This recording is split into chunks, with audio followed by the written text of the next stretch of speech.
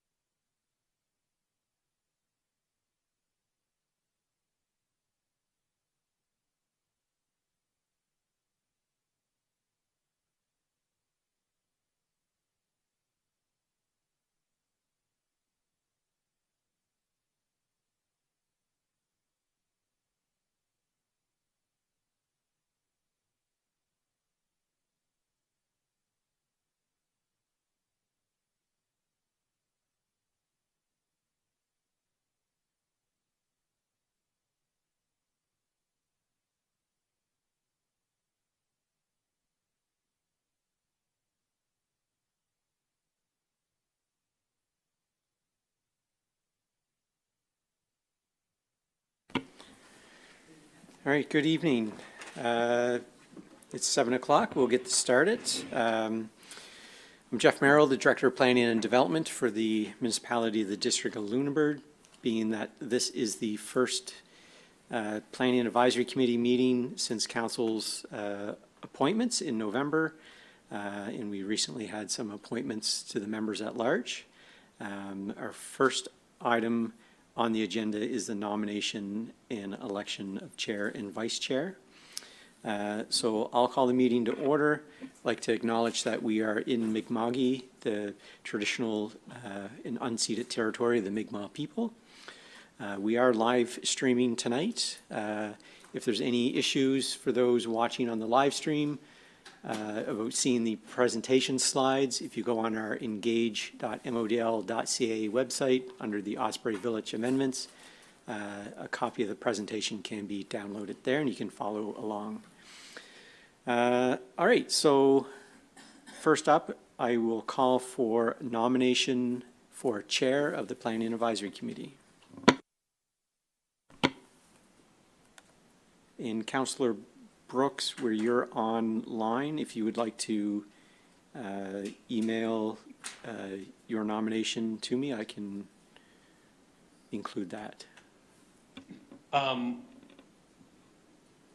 I guess I need to try to refer to see who I would be nominating, because I do not have that list in front of me.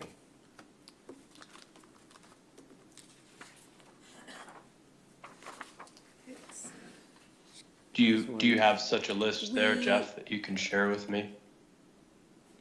Yes.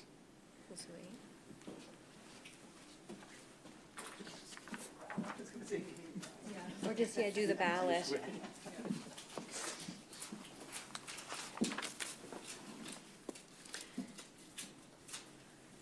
All right, I'll send you the list right quick.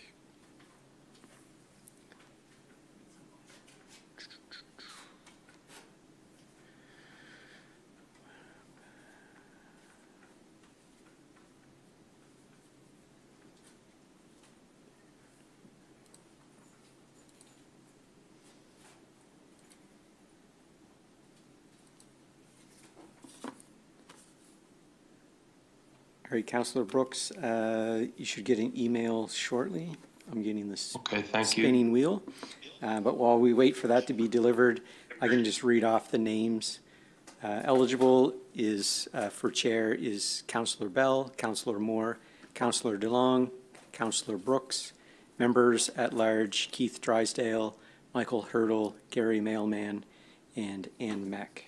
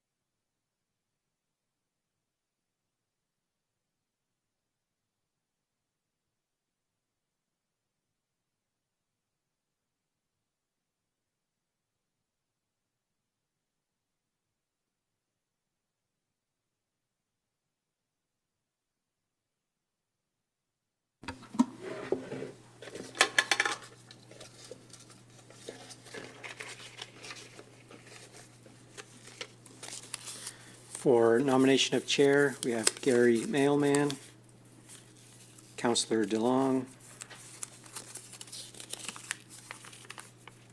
Councillor Brooks, Councillor Moore,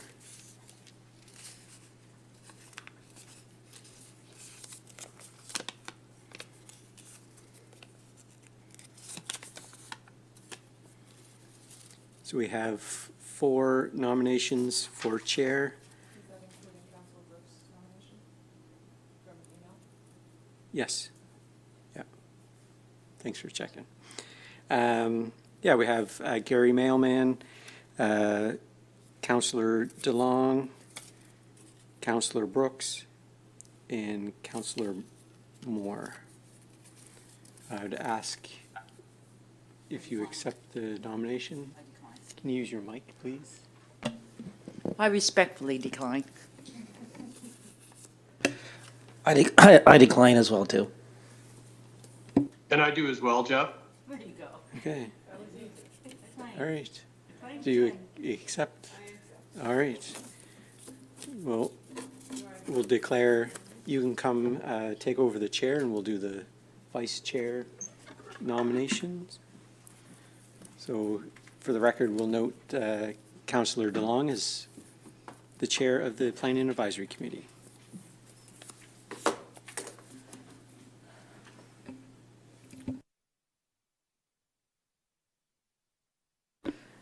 Thank you very much. I appreciate it.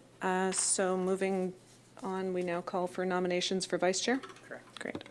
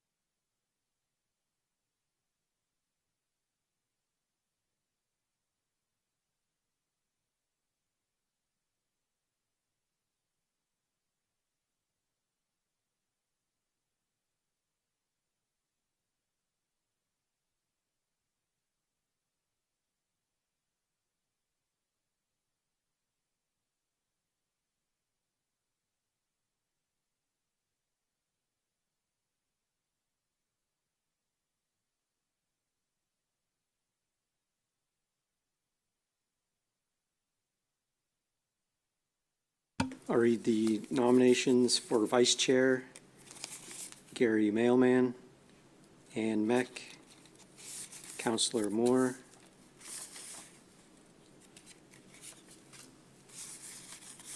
Councillor Bell,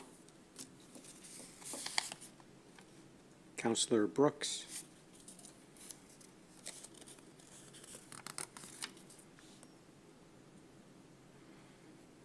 so we got 5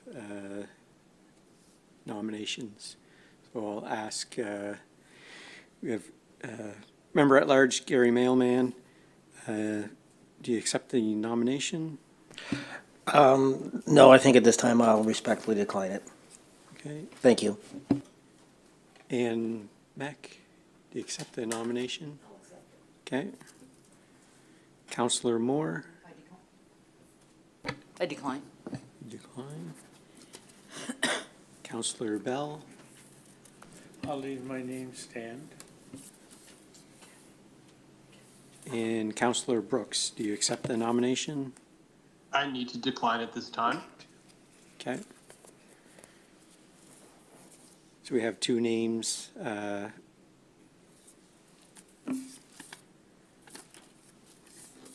For the election of chair, vice chair, sorry. That's why I don't chair the meeting.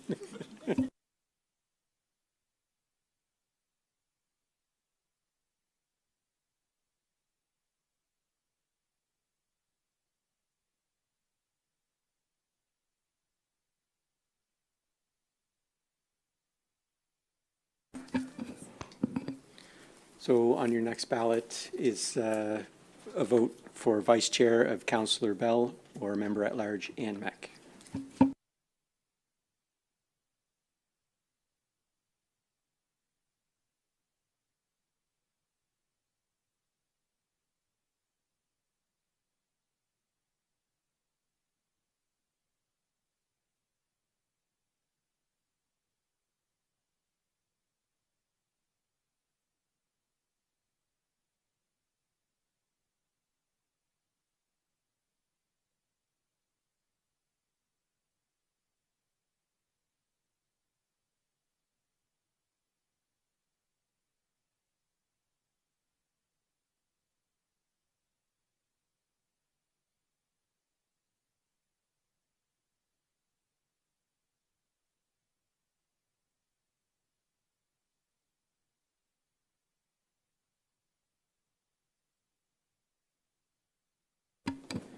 All right, I'll read the I'll read the ballots for vice chair. We have Councillor Bell, Ann Meck,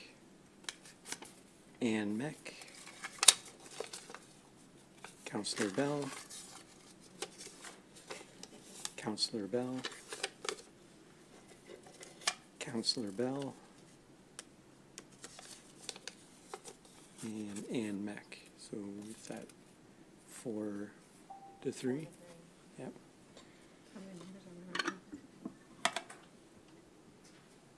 That doesn't make sense.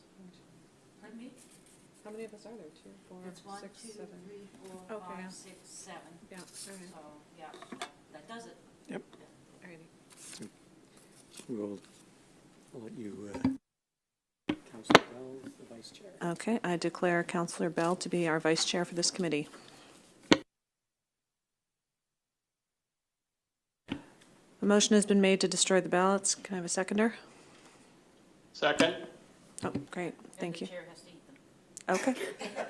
Give me a fork and knife. All right, so moving down the agenda, approval of minutes for Thursday, September 26th, 2024. Do we need a motion for that? Or, yeah, okay, motion, please. What was it? Motion to approve the minutes. Oh, I can't because I wasn't here. I think you skipped one. Did I? Approval agenda. My mistake. I need a motion for approval of the agenda. That I can do. Moved by Kathy Moore, seconded by Gary. All those in favor? In favor? Thank you, Councillor Brooks. Okay, that is passed.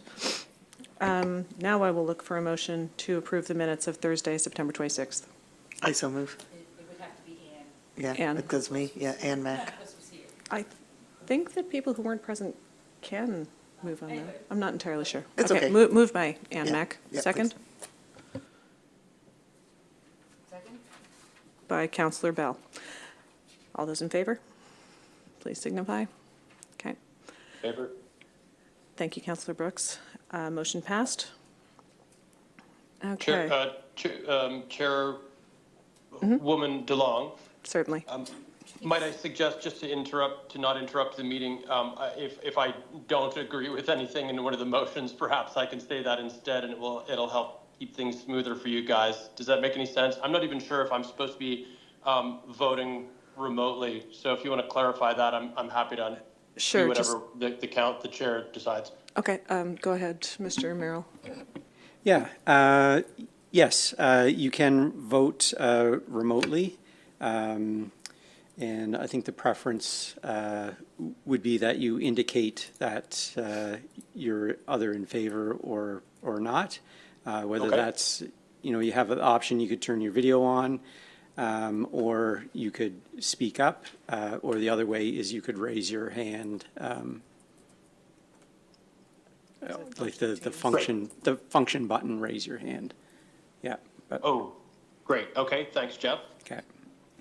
Okay, so you got some options. Okay, moving down the agenda, item 7.1, Osprey Village Secondary Planning Strategy and Land. I have to read the procedure. Thank you, Ms. Harrietha. Okay. The procedure for addressing the committee. An opportunity will be provided to all citizens to address the committee on each agenda item shown on this agenda or added to the agenda by the committee. Individuals who wish to address the committee are asked to note the following. On each matter on the committee's agenda, the chair will seek public comment upon the completion of staff's presentation. Each person shall state their name. All statements and questions shall be directed to the chairperson. Presentations shall be limited to 10 minutes. Persons wishing to address the committee a second time will be given an opportunity to do so once all others in attendance have had the opportunity to address the committee. Persons addressing the committee for a second time shall limit their presentations to 5 minutes. Anyone wishing to address the committee on a matter not included on this agenda can have the matter added to the next meeting's agenda by contacting Jeff Merrill, Director of Planning, at 902-541-1340 or by email at planning@modal.ca. Okay, and so with that, We will move along to item 7.1, Osprey Village Secondary Planning Strategy and Land Use Bylaw Amendments. And I will turn this over to Corinne.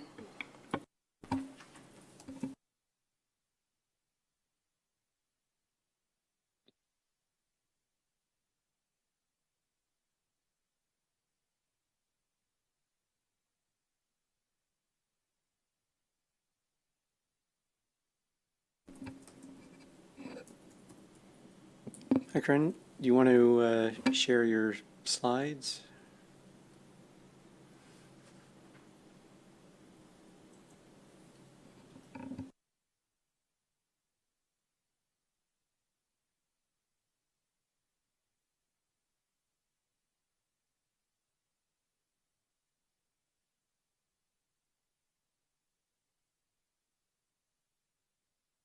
Just bear with us for a moment, please. Yeah. I see your lips moving, but we can't hear you.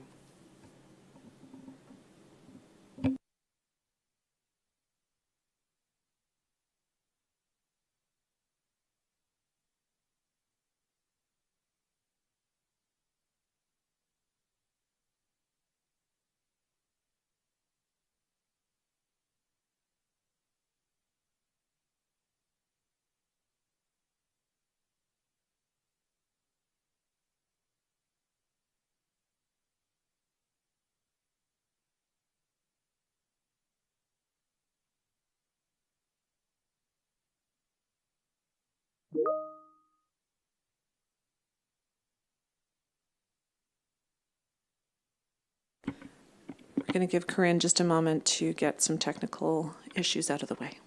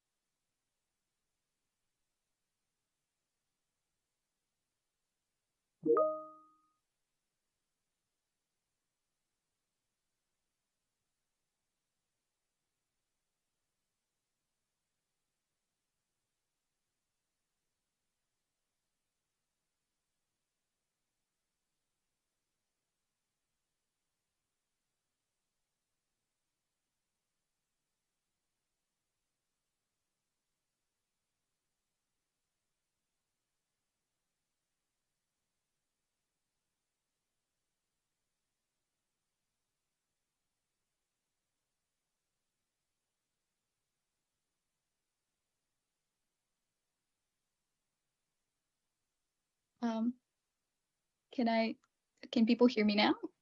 Yes, thank you. Okay, thank you. Yes, you can. Okay, perfect. I'm wondering if I also join on my laptop, I can still share my slides there, I think, even if you can't hear me on that end. Yeah, you should be able to, yeah. Okay, I will do that now. Um,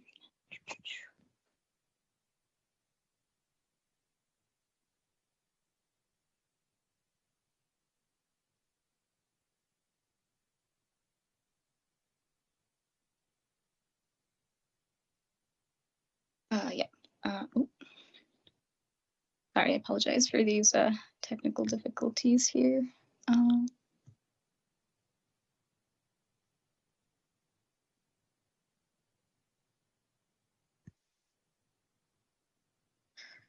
Okay. Okay. Yeah, so good evening, everyone. Again, apologies for the technical difficulties. Thank you to everyone attending in person, and thank you to everyone watching our live stream. So we are still waiting on part of our streaming equipment to get fully updated.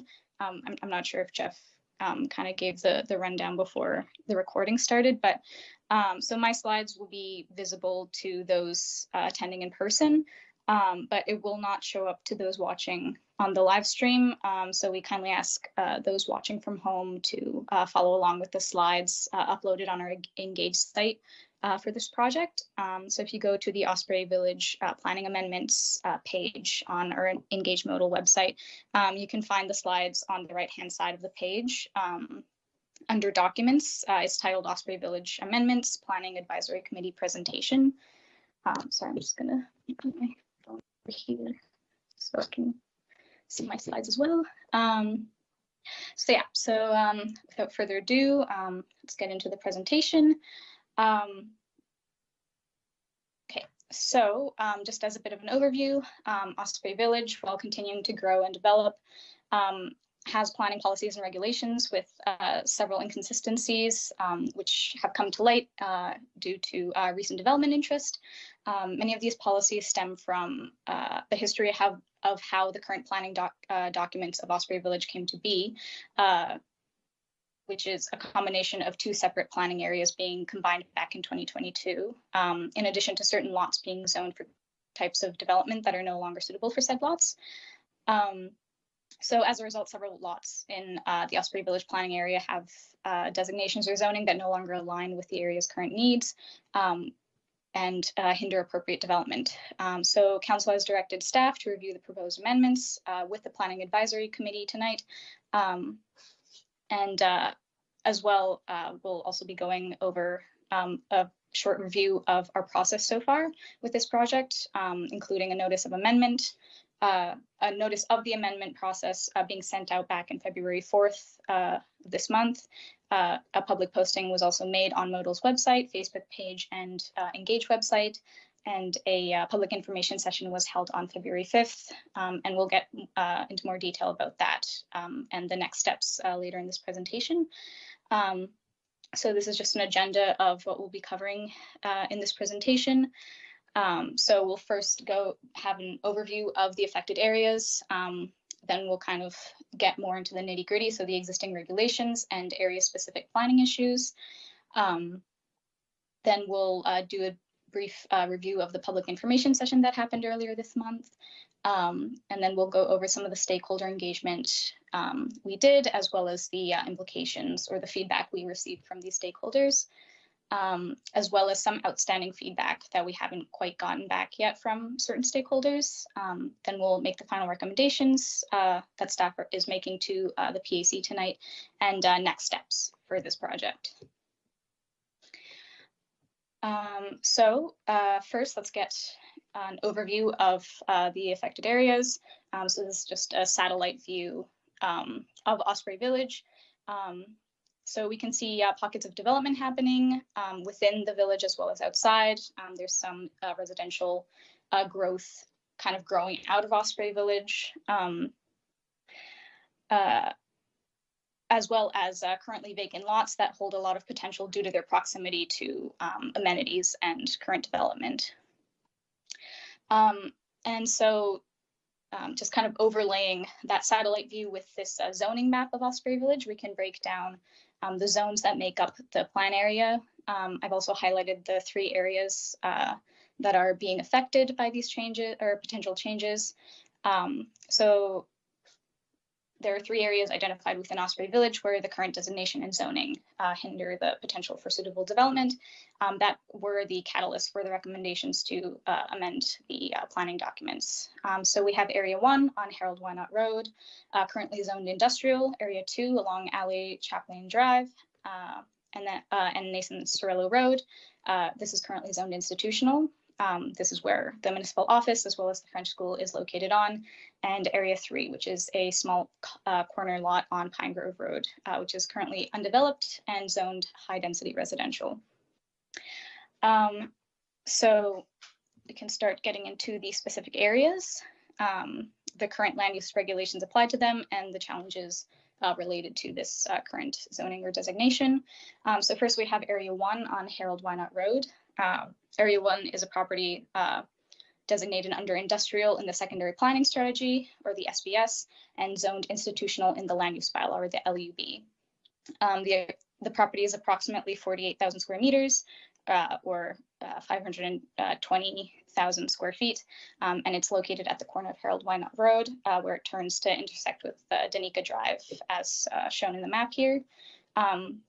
So there has been recent interest from developers to develop the property for residential use. However, under the permitted uses list for the light industrial zone here, high density residential is the only type of residential development that is permitted.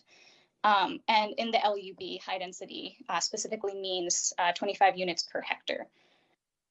So this number and this expectation for high density residential across the plan area came about when the current Osprey Village plan area was updated back in 2022, when the original Osprey Village plan merged with what used to be the Lunenburg Municipal Industrial Planning Area.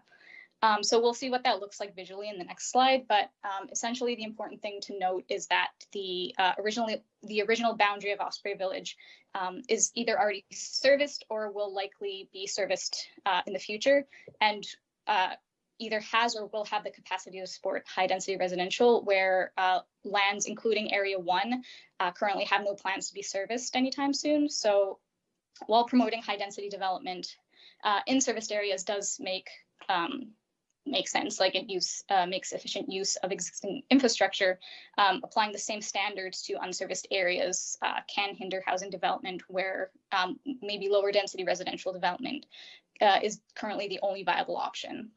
So amending the Osprey Village secondary planning strategy and land use bylaw to remove this 25 units per hectare minimum density requirement for unserviced areas within Osprey Village will help to permit the scale of residential development that is feasible for properties without future access to, say, things like central water and sewage infrastructure. So we find it important to just kind of highlight the question of how do we specify like which unserviced properties will be given this exemption, because as mentioned a little earlier, there are currently unserviced lands in Osprey Village that either are going to, like there are already plans to service those areas, or it's likely that they will be in the near future, whereas there are other unserviced areas that there currently aren't any plans. So how do we differentiate which unserviced lands will get the exemption and which won't? So here we have a map representing so these two planning areas that merged back in 2022. So on the left, in blue in number 1, this is what the original Osprey Village plan area was prior to 2022. So a lot of this area is already serviced or is likely to be serviced in the near future. And then the orange area in this map here on the right, number 2, a lot of like this currently is not serviced, and there aren't really any plans in the near future to be serviced either. And so I don't know if, can you see my mouse here? Yes, wondering. We can. Okay, perfect. So essentially these 4 properties are the only like currently vacant lots that are kind of the focus of this planning challenge. And so we're thinking that only a few properties should have the high density requirement removed. And so specifying these 4 PID specifically in the LUB as being exempt from the high density residential requirement due to their unserviced nature would be an appropriate way of like how to go about amending this. So that is the first recommendation that we're making there. Okay. So moving on to Area 2, so Area 2 is currently designated under community use in the SPS, and it is zoned specifically as institutional under the LUB. The area encompasses approximately 250 square meters of land along Nathan Serlo Road and Alley Champlain Drive.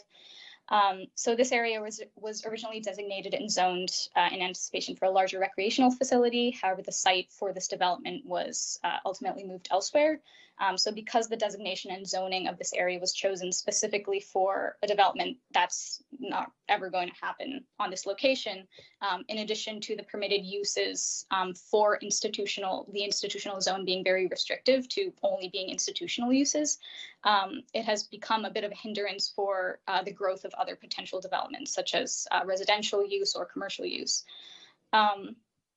So that leads us to the second recommendation, is to amend the secondary planning strategy and land use bylaw to rezone this area to permit other types of development. Sorry.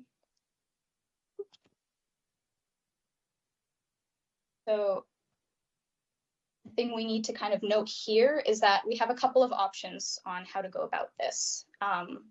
So when I mentioned that several properties encompass Area 2, we kind of have to break down the ownership structure of these different properties that make up Area 2. So some of these properties that are highlighted in yellow, the one over here is the French language school, and then the one immediately underneath there is provincially owned, and then the one on the right-hand side that's along Nathan Cirillo Road is the Lumia Health Center. So this is owned by a third-party company. Important to note is all of the land other than these three properties are owned by the municipality.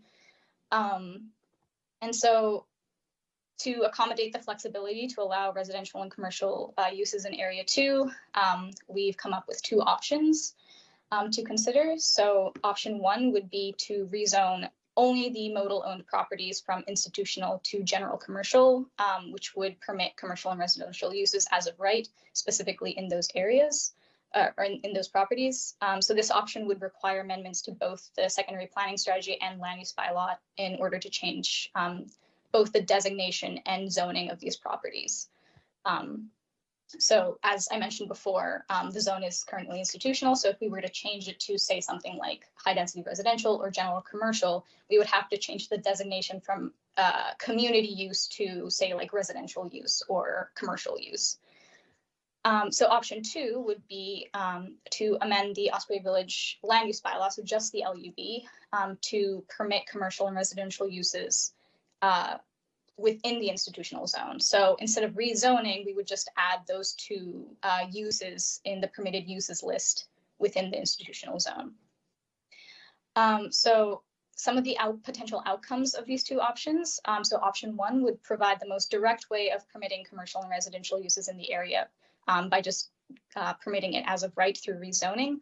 And this would also prevent the future uses or expansions of the French language school from being affected by potentially conflicting interests. But I guess kind of the pros would be that, the cons would be that this would require amendments to both the SPS and the LUB. So it would require amendments to both planning documents of Osprey Village. The implications for option two, to just add commercial and residential uses as permitted in the permitted uses list of institutional zone and not rezoning. This would require less steps, so it would only require amendments to the LUB alone, as it would only involve adding the two uses to the list. But properties like the French language school and other strictly institutional uses that may not wish for more flexibility would be affected, as well as also changing the intention of the institutional zone itself. And then the third area, so Area 3 is a triangular property of approximately 18,000 square meters. It's at the corner of Nathan Cirillo Road and Pine Grove Road. So it's currently designated under residential in the SPS, and it's specifically zoned as high density residential in the LUB. So while there has been actually several discussions in the past to develop this property under the high density zoning regulations, several constraints such as the lot size as well as the type of soil make high density residential development quite difficult. I've been told that site assessments from previous development interests always like usually came back as like this would be extremely difficult to actually try and go ahead with high density residential development. As the property has been largely undisturbed and contains natural features, its use could be better reflected by rezoning to open space. Much like Area 2, the rezoning option for Area 2, changing this third property and rezoning it and redesignating it would require amendments to both the secondary planning strategy and land use bylaw, because we're changing not only the zone, but the designation of this land as well.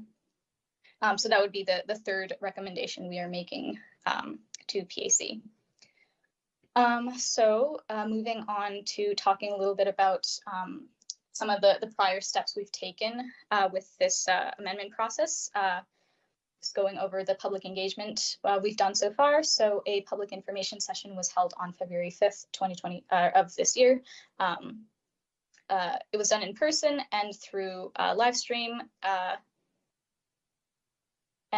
So we had a similar presentation to this for residents to inform them of the possible changes, and ended with a question period for attendees. So there were 10 members present there. I think 6 of them were councillors, and we had 3 views during the live stream. There was no opposition to the proposed amendments. However, we did receive 1 comment during the question period, inquiring how the zoning and redesignation of the areas would affect the retention of open space.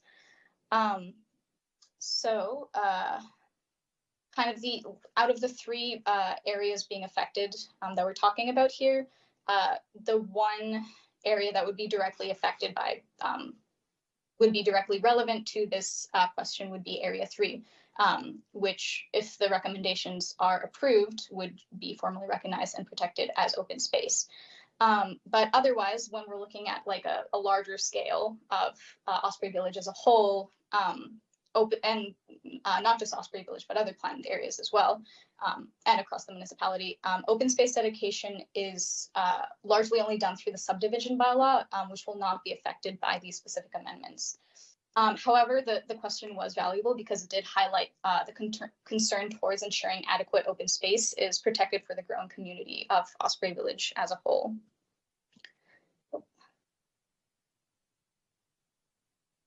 So moving on to some of the stakeholder engagement we did on January 31st, staff inquired professional opinions on this plan review by contacting the following stakeholders. So we have some folks from the province, Nova Scotia Health, the RCMP.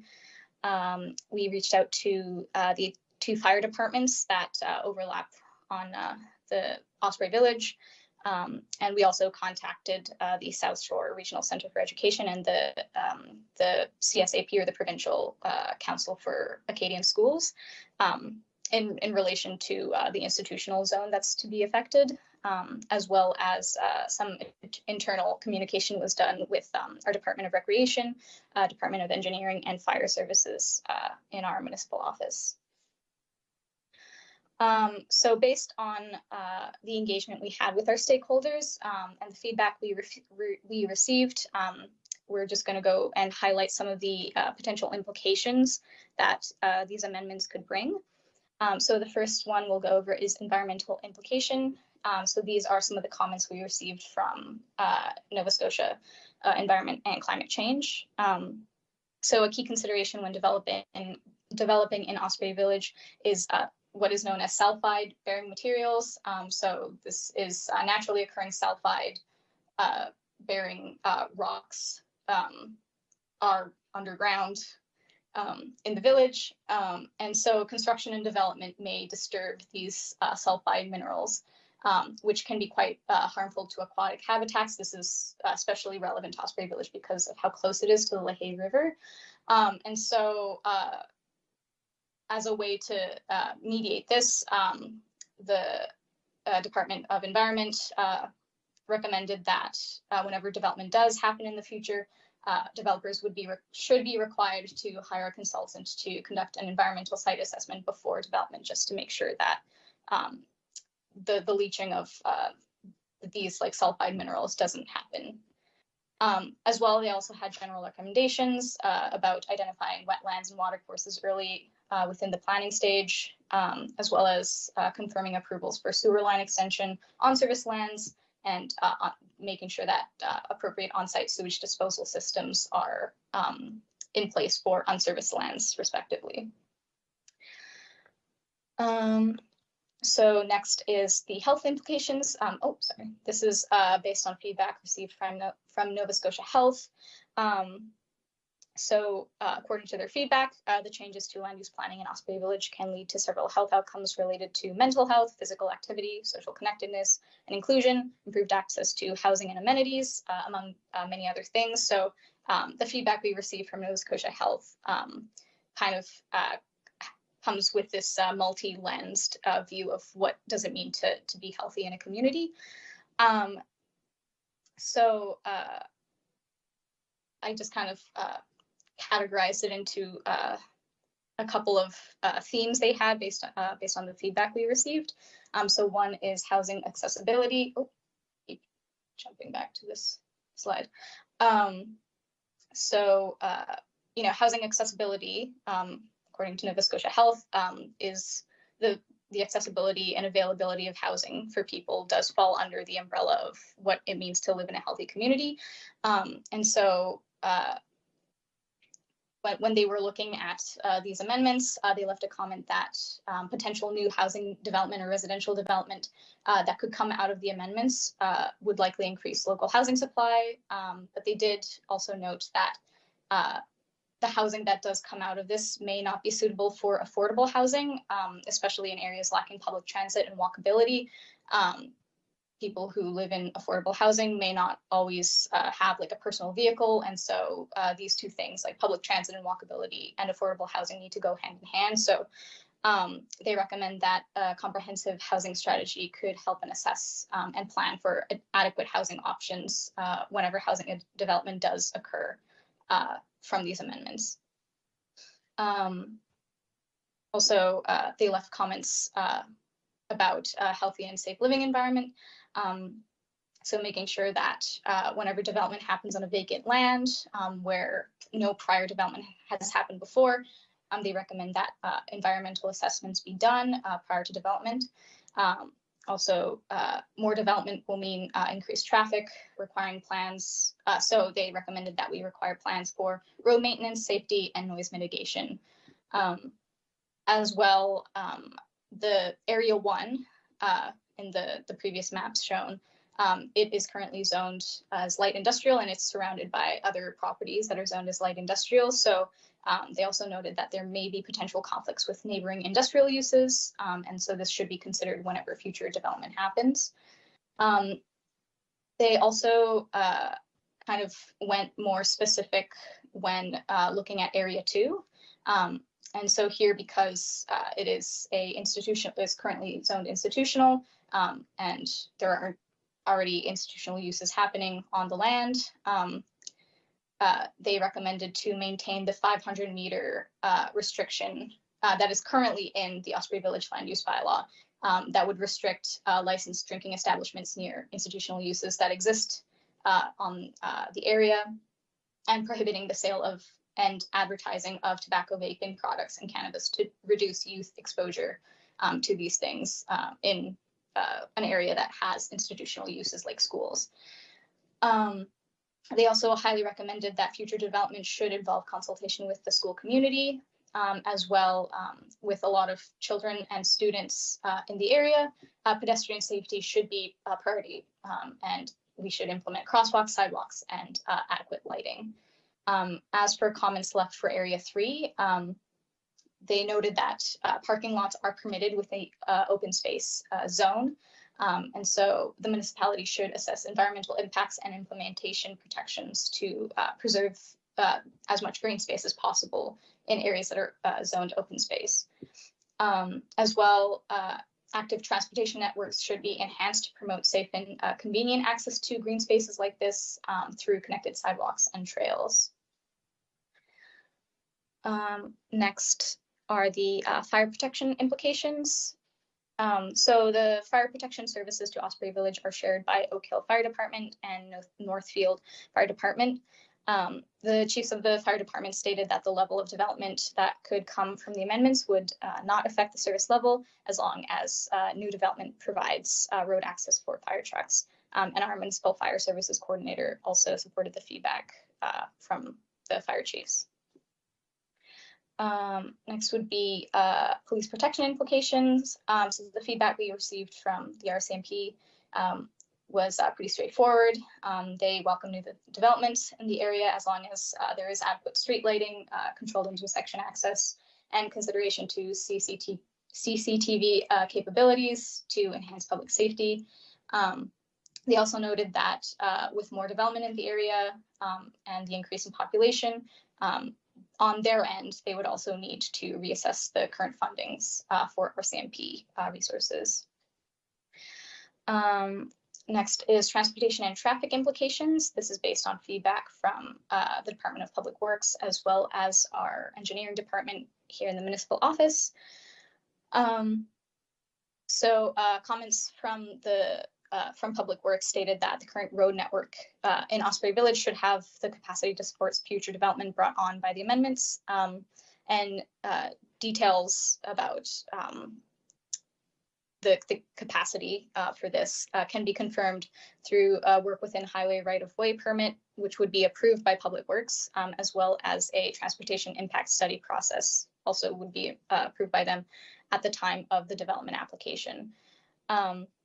Additionally, they also commented that Area 2 in the plan should be accessed from Alley Champlain Drive and not Highway 10. And our municipal engineering department agreed with these comments.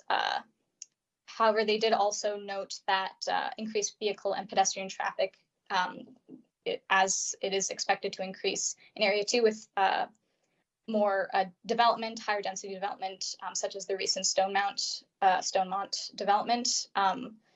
So more traffic is expected. So while the roads themselves are adequate, increased traffic may result in the need for traffic lights along Pine Grove and Nathan Cirillo Road, as well as Champlain Drive and Highway 10, pursuant to traffic studies.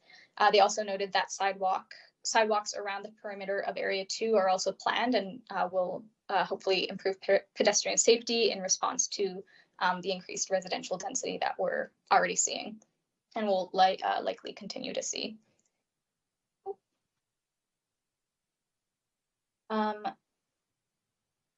We also got a comment back from the South Shore Regional Center for Education. This was also fairly straightforward feedback. They currently don't have any objections to the amendments, and they do not anticipate any negative impacts to their education system. And finally, these are some comments we received from our recreational department. So as residential development is expected to continue to grow in Osprey Village, the retention of adequate open space to provide community character and recreational opportunities for residents should be a key consideration moving forward. This was also echoed by one of the comments received during our public information session. So while the municipal recreation department does agree with the proposed amendments to rezone specific areas like Area 3 to open space, they also echoed the comment during the information session that they also noted that areas encouraging multi-unit housing developments or commercial businesses should require a percentage of green space in their design plans or development, and just essentially making sure that green space is protected early on in the planning process and beyond just relying on the subdivision bylaw to have open space dedication. And so that's all of the feedback we've received so far. We do still have some outstanding feedback at this time. We're still waiting from the Bridgewater Public Services Commission, the CSAP, so the Provincial Council of Acadian Schools, as well as Emergency Health Services. So with that in mind, the PAC may choose to proceed with their recommendations to council with these outstanding comments still as we're still awaiting these comments. If the PAC does decide to go this route, the comments that we eventually will receive from these parties will be reviewed by council during the first reading stage of the amendment process.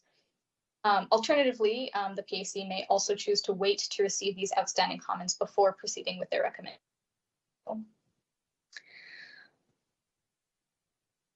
So we're kind of coming close to the end here. So this leads us to our recommendations slash alternatives that the PAC can make. With everything that was just stated, the motion for the Planning Advisory Committee to recommend the Municipal Council to give notice of its intention to approve and adopt the amendments to the Osprey Village Secondary Planning Strategy and Land Use Bylaw, and to proceed with first reading are ultimately the recommendations we're making here. There are some alternatives, so the PAC may decline these specific amendments and keep the existing plan for Osprey Village as is. They can defer this plan review and request additional information from staff or some of these outstanding comments. Or the third option is to approve the proposed review with conditions. So now that we've kind of covered all of the content and the recommendations, here's a little list of the next steps. So we've already completed the public information session. We're currently having our planning advisory committee now. So after this meeting, PAC can advise council or take any of the alternatives listed in the last slide. If PAC does decide to go ahead with making the recommendations to council, council will move on to first reading. Then a public hearing will be held, and then council will proceed with second reading. And so the specific days for these following steps are not decided on yet, and they'll probably largely be decided based on the decision that PAC members will make tonight on how to proceed with these recommendations.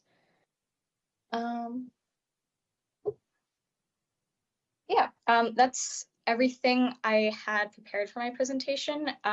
Jeff let me know that one of the members of the committee wasn't able to be here in person tonight, and so he left some questions, or left some comments. So Jeff, I was just wondering, like my presentation section is over here, but would it make sense to just kind of go over his comments here, or just wait like later, or?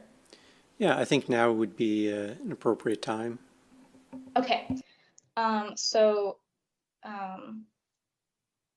Yeah, a couple of the comments we received after this member reviewed the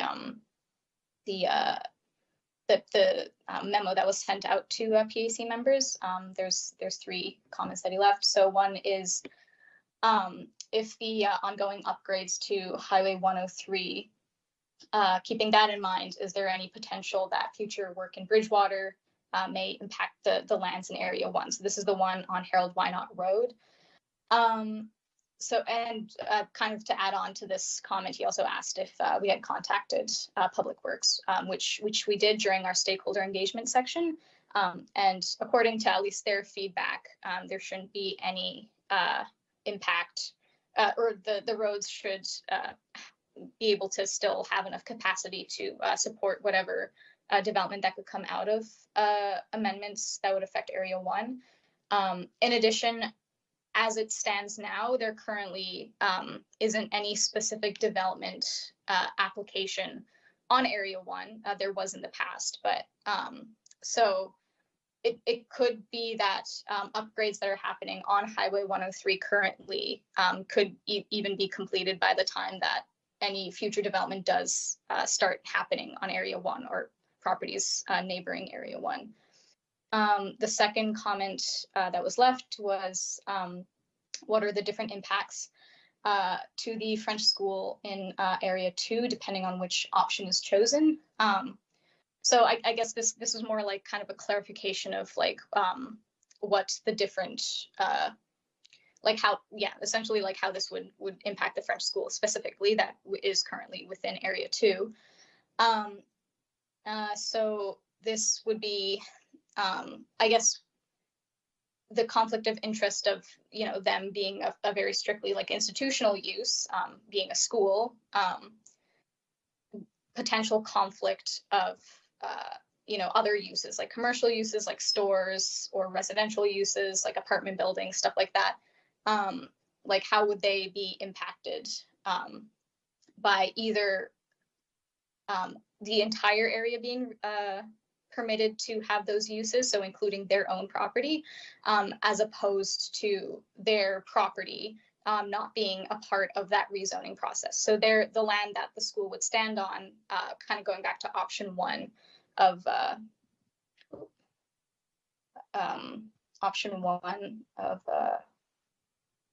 rezoning, only municipally owned properties in Area 1.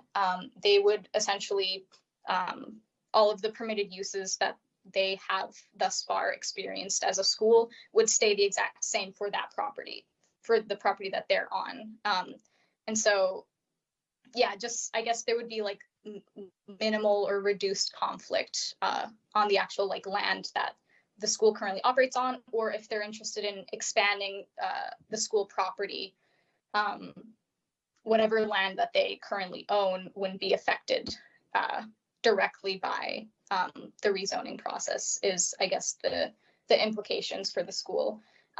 As opposed to if we went back to, if we chose option 2 of just adding commercial and residential uses as permitted as of right within the institutional zone, that automatically means that the property, including the property that the school is on, those uses would also be permitted. So in a way, option 2 would allow more flexibility for what uses are permitted for the school on their land, as opposed to option 1. I guess you could look at it as they're avoiding any kind of potential conflict of uses on their land. So that's kind of essentially like what's at stake here, in relation to the school specifically.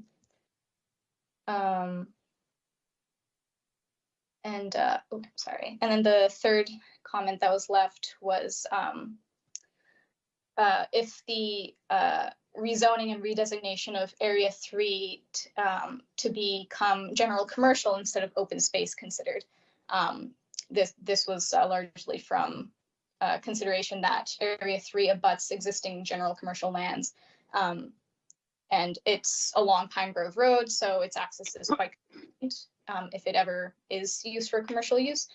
So just to kind of answer that question, so many kind of development interests were had on Area 3, like different development proposals where developers approached the municipality about potentially doing something on Area 3, but as mentioned before, the site is quite small, and from comments, I understand that the soil gets quite swampy, and so based on site assessments that were done for potential development that could have happened, the end result was always that just the environmental and site conditions would just make it really difficult for any kind of development to really happen there. And so based on that feedback, we think that the most appropriate use would just be to protect it as open space.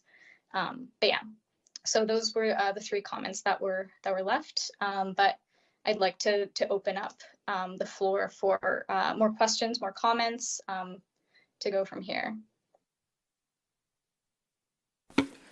Thank you very much for your report, Corinne. And does anybody have a question?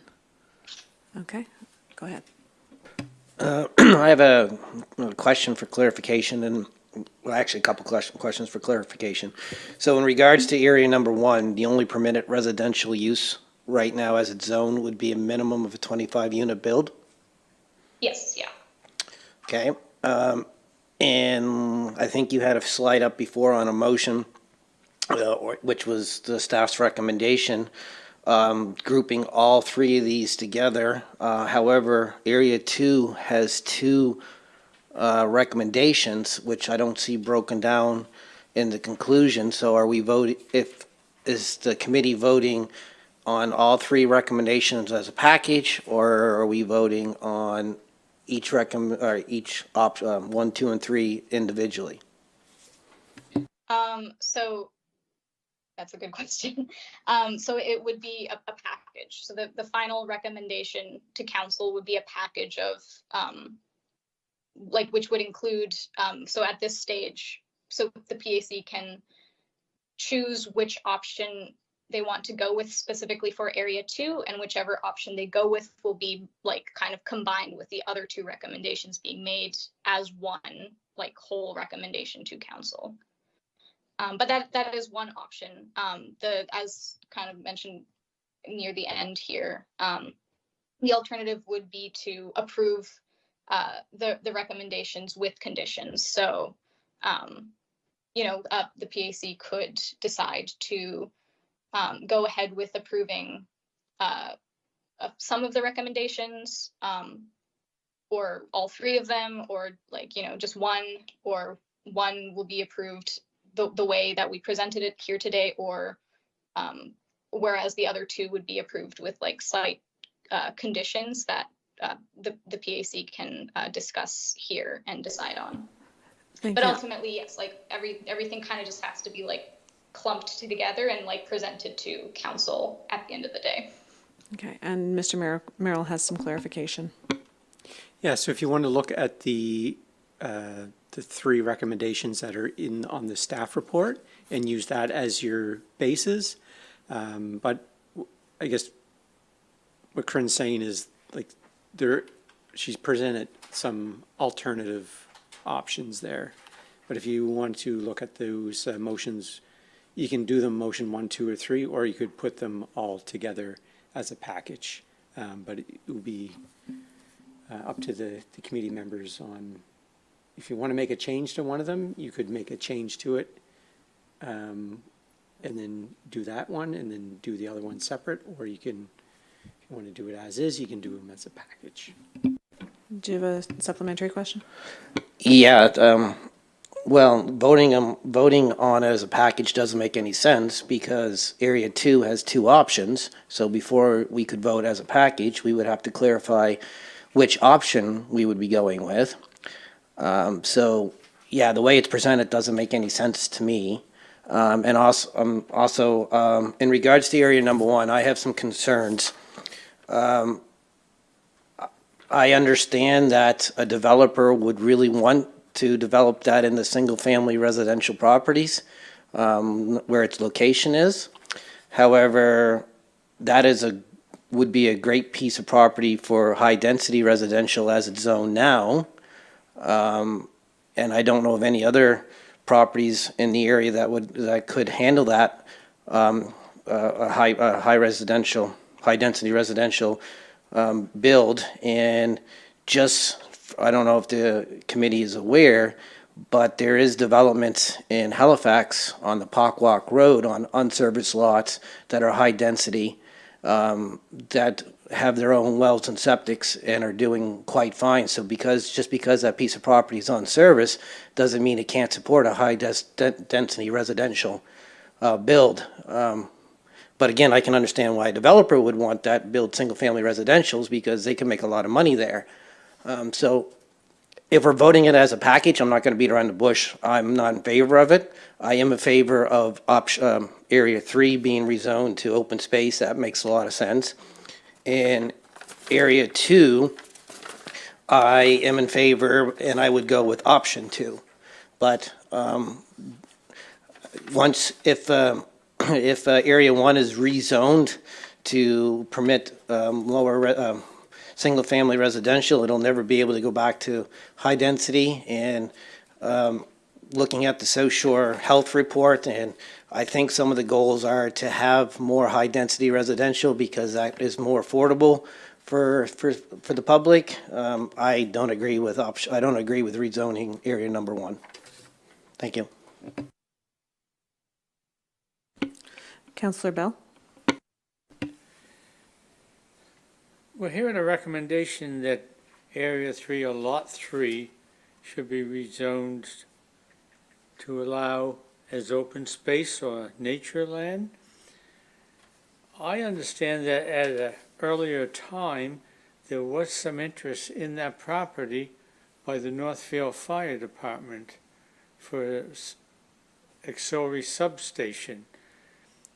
Now, I see that during the report, there was consultation done by Oak Hill and Northfield Fire Department.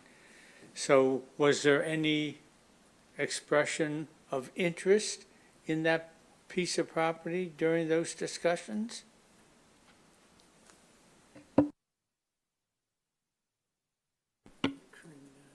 Who's going to take this one? Corinne. Okay. Just in terms of like the actual like feedback and discussion we had like during the engagement process, I can speak on that. We didn't receive any comments from neither fire department about Area 3 specifically, or their interest to get involved in developing any kind of structures there. But yeah, I don't know. If Jeff might know some of the specific history about prior development interests on that lot. Yeah, I wasn't involved, so I'm not aware of those, but I think what Councillor Bell was getting at is whether or not they, when they got the letter, whether they expressed that concern at that time. But our understanding is that they did not.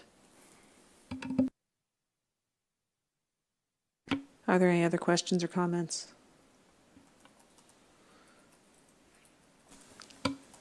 Hearing none. Oh, my mistake. Go ahead, Ms. Beck. I just had one question, and it was about the Area 1. When we're looking at changing the zoning, it's only for that specific area? Am I understanding that correctly, or are we saying that about all unserviced lots? So I just want to clarify that. Okay, Area thank you. 1, oh, sorry. I just wanted to clarify that the recommendation or the changes we're recommending for Area 1 isn't a rezoning recommendation. It's just changing basically the language of what specific properties can be exempt from this like high density requirement. So we wouldn't be changing the zone. We would just be adding an additional like specification in the permitted uses list of the light industrial zone, saying that these 4 PIDs can be exempt from the high density requirement. So we wouldn't be rezoning. We would just be adding an additional condition that would allow those specific PIDs to be exempt. Okay, thank you very much.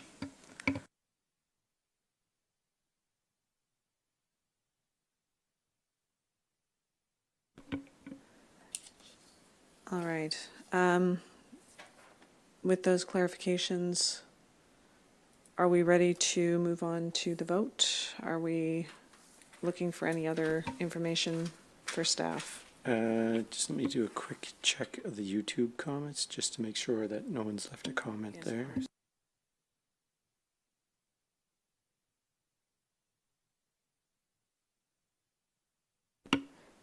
Okay, there don't appear to be any comments online. Correct. I don't see any comments, so you can proceed.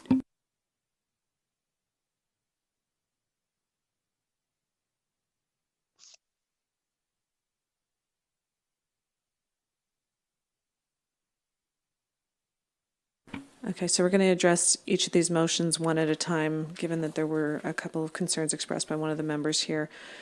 So I'll look for somebody to move the first motion. Oh, certainly, just a moment. Before you bring any motions on the floor, I'd like to hear Mr. Melman's point of view again, as an individual that is in land development or real estate. He made some points there that I want to make sure I understand, and because I respect what he's got to say. So if you, Mr. Melman, if you give Mr. Melman permission to speak, I'd like to hear that again, please. Yeah, absolutely. Thank you. Well, my understanding is when I read this, is that that area one is just one, and when I try to look it up on the property and line mapping, is just one PID. And if that was the case, changing that from L1 to a more, to a lighter residential, a single-family residential area, that would then not allow high-density residential properties in that area, because you're not going to get that back after you change it from high to low. You're not going to go from low to high. And to say that high-density residential properties are not viable or not easily built on unserviced lots, I don't agree with that, because like I said, I do know of development in HRM on the Park Walk Road that are on unserviced lots, and there's an 8 and a 14 unit building that was just recently built, and I think there's a 120 unit building being built that has its own septic, but I do think that might have been tied into the water. So there is options for high density residential. Now, if staff is saying that they're not changing the zoning from light industrial, just adding an exemption, which I guess the developer would have then to come back to council and ask for the exemption, that may be different, but I only see one PID, which is a 12-acre parcel of land there, and if it's only one PID and it gets changed from high density to low density, I don't agree with that. But if there's other PIDs there, like there was a presentation, there was 4, but when I went on property and line mapping, I didn't see that. So, Mr. Merrill, go ahead.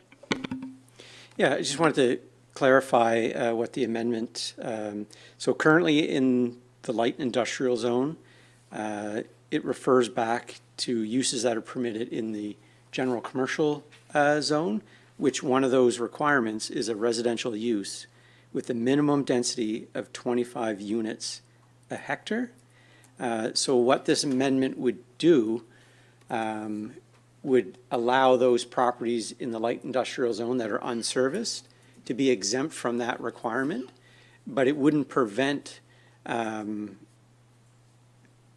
higher density. So if a developer came along and wanted to do higher density, that would be permitted there.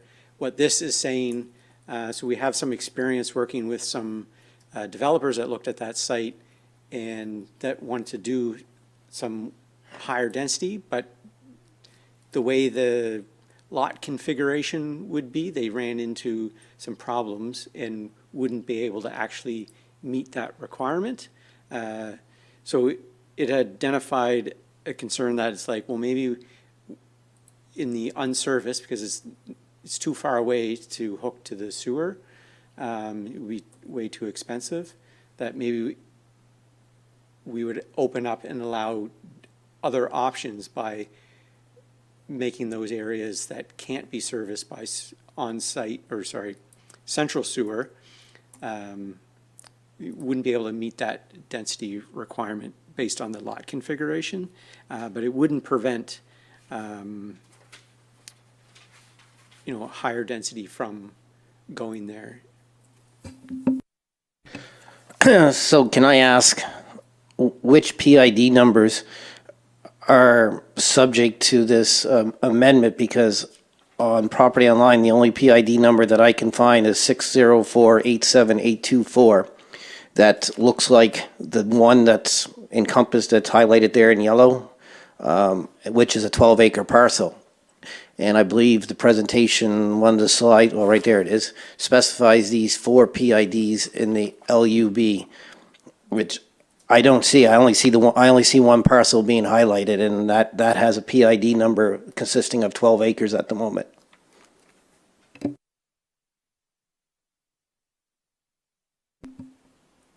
Corinne, you want to go ahead? I guess I just kind of wanted to clarify, like when, like we're at the very beginning when we're highlighting, like these 3 specific areas, the intention was to explain that these areas were the catalyst for us recognizing that there was potential issues to the planning document. So, obviously, like, like in the slide, a couple slides after this that we just saw, like one of the recommendations we're making would affect more than just area 1, but we're just saying that area 1 was the specific property that had some development interest in the past that didn't quite work out due to the current policies and regulations. So like, I just kind of want to clarify that the areas that are being highlighted, it's a bit confusing. I agree, because area 2 and area 3, they're just very specific to like the changes being made are just in those areas, but the way that they were highlighted and presented were intended to just say like, these were the specific areas that were initially brought to us, like the specific properties and case studies that were brought to us that opened up this larger discussion of what needs to be changed. So yeah, I just kind of wanted to make sure that, yeah, like even though like we highlighted area 1 as this one specific property, it's intended to show that, you know, similar properties could also be facing the same issue. And that's why later in the slides, we're talking about other properties.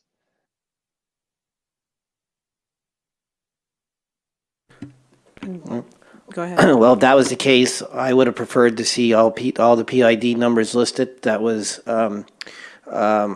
could be potentially involved, and because they're not, and as you said, it's very confusing, I still don't support recommendation, area 1, without more work being provided to, or more information being provided to us. Thank you. Any further discussion or questions on this specific topic? Go ahead, Councillor Moore. So this needs to be passed tonight to go to council? Is it time sensitive? It does not have to. It's up to the committee. So one of your options, you can obviously make a motion, you can alter a motion. So you could add the PIDs if you want additional information. Yeah, I think I you know can I need ask it. for additional information. I don't understand this. Yeah. So one of the things. Can I just jump in here, Jeff? Pardon me. I'm sorry. This is. I would like to let Mr. Merrill finish his point, if you don't mind, Councillor Brooks, and then I'll recognize you, okay? Pardon me, I'm sorry, I didn't hear him. No, that's fine. Yeah, one of your options is so you could, and maybe might help clarification, is that ask staff for so when it gets to council, we would have a draft amending bylaw that would actually list out like, this is the actual wording of the bylaw amendments. So what you could ask is staff to come back with that. So our intention was to bring that to council, but the PAC can ask for that and we can bring that back to the next meeting. And I think that would help on that clarification, because then you would say, this is the actual text that is going to change in the land use bylaw. So then it wouldn't, I think that would help with clarity. Yeah, I agree. Councillor Brooks, did you have something you'd like to contribute? Thank you. No, not after that. I feel the same way. I would just like to have a little bit more clarification and a bit more time to make sure we're making the best decision. Thank you. Okay, so does staff need further direction or a motion on that? Or is that sufficient for that specific area? Yeah, if you're not prepared to make a motion, yeah, we can take I'm that not tonight. direction and we'll bring that back at your next, we can bring that back at your next meeting. Okay. I think I'm seeing general consensus around Yes. the table, so that's how we'll proceed with the first motion there. Would somebody like to put the second motion on the floor? Before we put that second motion on the floor, there's two options. Are we voting on each option first and then making a motion? Yes, thank you. That actually would be a much better idea. So with the two options, just a moment. We need to see the two options again on screen. Yeah, could we get those two options on screen, please?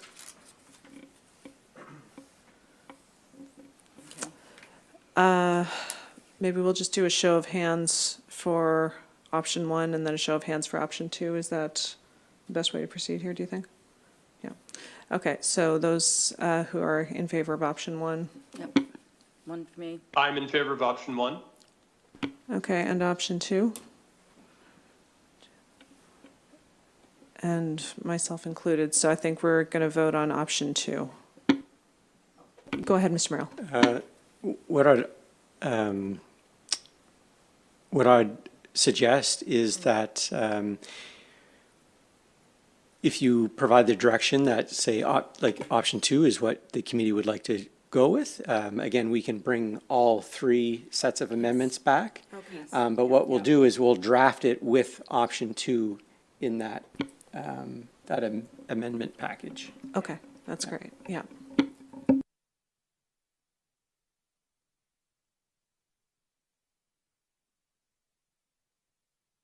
Okay, in that case, we're going to move on to number three. Can we bring number 3 back too? Are we just doing one motion when it comes time to it, or, because we're sent, 1 and 2 is coming back? And so is 3 now a separate motion, or is 3 going to be included with 1 and 2? I think what would be helpful is maybe you can have a discussion about the motion 3, but not actually. So is that what you want staff to bring back? So then it's clear on 1, 2, and 3, this is what you're asking staff to bring back. So at the next meeting, we can bring back what you're looking for.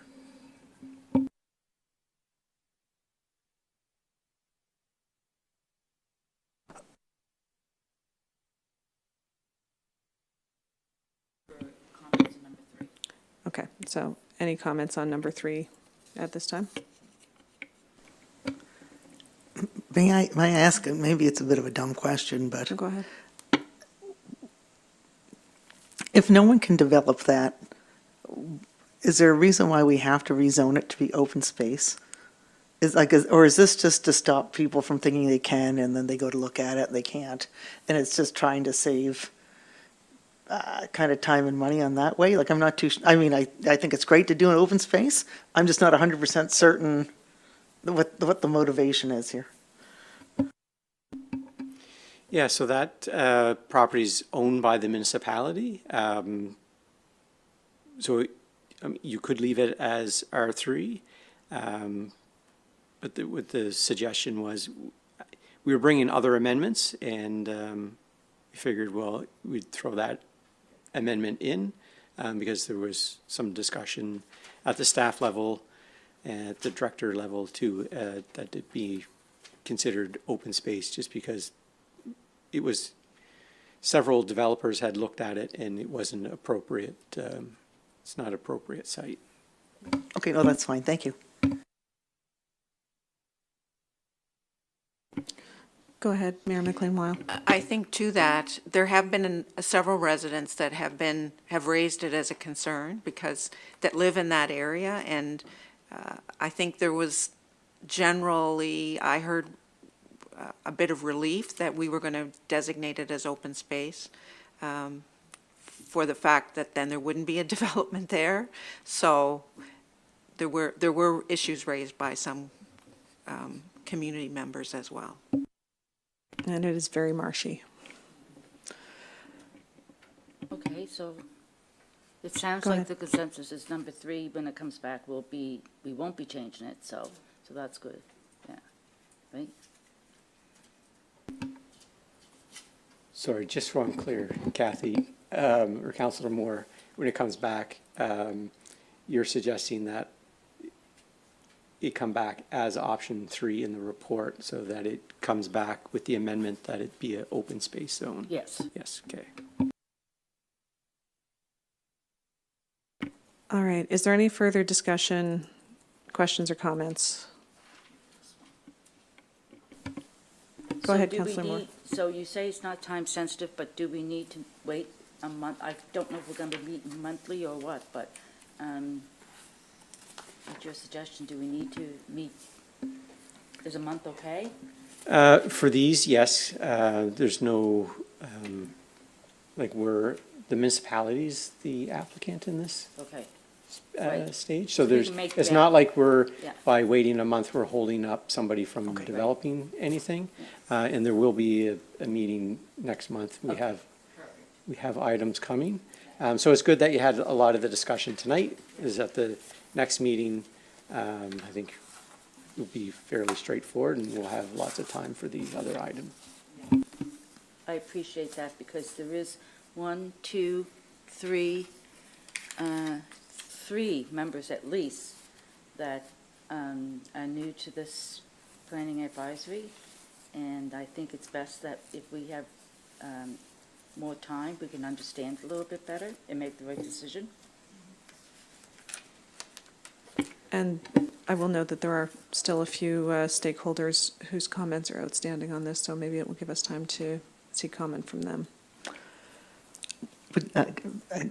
Go ahead. Just one other Ms. Mack. question, is that, so when we looked at our second point about the two choices of, for the rezoning, for option one or option two, so we're just going to go with option two? If I'm understanding that correctly now, is that correct?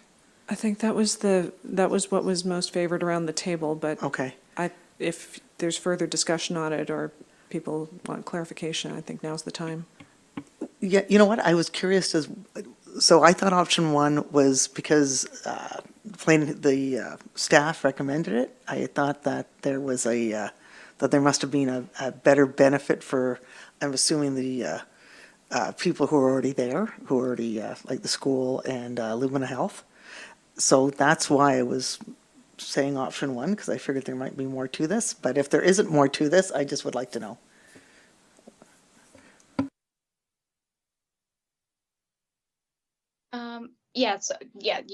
That's essentially like why we recommended it as recommended option one over option two. Again, it is up to PAC members which one they think is better. But yeah, like the idea was that the existing institutional uses will likely continue to, go along with, strictly being institutional in their use or land use. And so by going with option one, we're essentially excluding all of these existing institutional properties from the rezoning process, and allowing for other commercial and residential uses. We're basically excluding these existing institutional properties from being influenced by these other uses being permitted, is what option one is going for. Option two essentially would just be blanket, it would be a blanket change for this entire area. Like regardless of the property, commercial and residential uses would be added to the list of what is permitted, regardless of who owns the property or if it's an existing institutional use. That is what option two would create, essentially.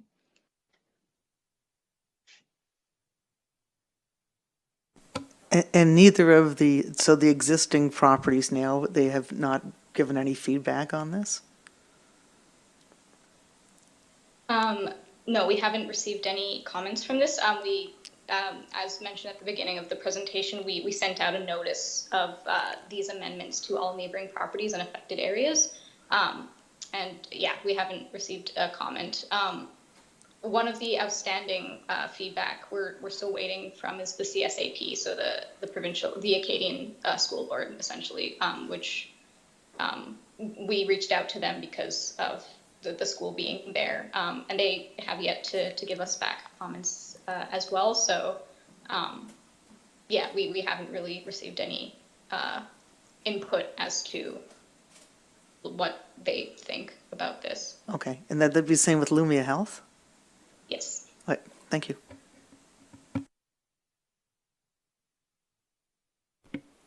Okay, so I think we're just going to wait until staff comes back to us on this one as well then. So unless there are any further questions or discussions, I think we'll move on. Seeing none. There are no further items, nothing under Heritage Advisory, no in camera.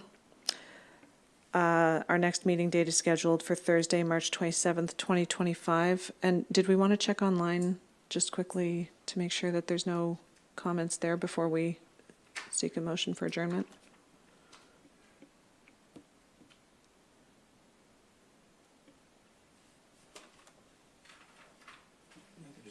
Okay, seeing no further comments, I'll seek a motion for adjournment.